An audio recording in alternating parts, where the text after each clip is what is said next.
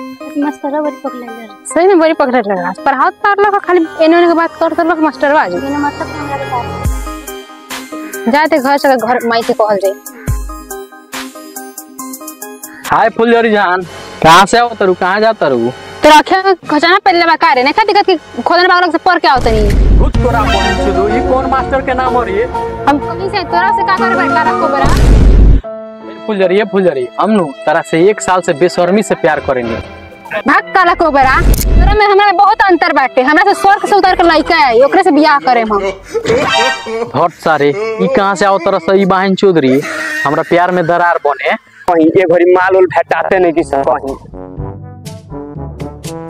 रे इ तो मौसा काला कोबरा नु हो रे।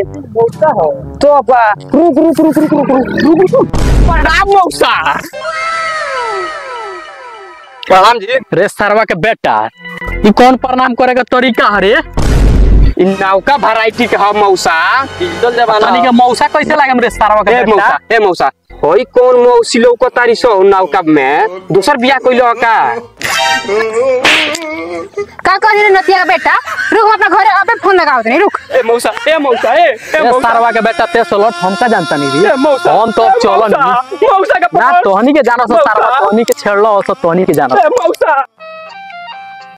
हेलो पापा हो देखा ना ही फलवा पे हमनी के दुगो आदमी से पढ़ के तो दुगो छेरा तक हमनी के तू भैया आओ ना जल्दी से के जानो रे बबी फलवा पे।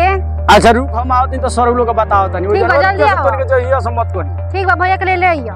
अच्छा रख तो हम आओ तनी बबुओ। हां बबुओ रे। हां बोला रे कहां बारी रे? ए बानी कल पर जल्दी निकल। आ गने दे बोला जल्दी निकल। अरे अभी तक सॉरी आता बारी चल तो फूल कुमारिया का पर कौन सरवा छेड़ला बाटा चल मिल बा। अरे फूल कुमारिया कौन छेड़ला बा फाल पर चल ना छोड़ के कहां बारे? ओने पे रास्ता में चला ले ले चल साला के पकड़ दो बोले कहां बा। चल उस साला छोड़ के खाली दिन रात घूमता ही रहता है पर सर लोग को बता देते हम। और वो सर को भैया उसे पकड़ा देखा ना। आइए वो सर। हां गाड़ी जा ए उतर गाड़ी पर सर। बॉबी तू निके जा सन हम सार लोग से समझ के आओ। तू निके जा सन भैया हम ना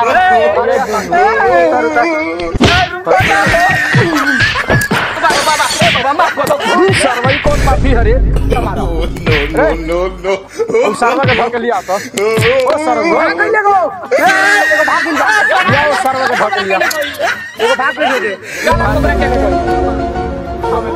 या ओ सरवा पर था ना तो नहीं कर सरवा ना कोई जाए छावा बाबा ना कोई पड़ो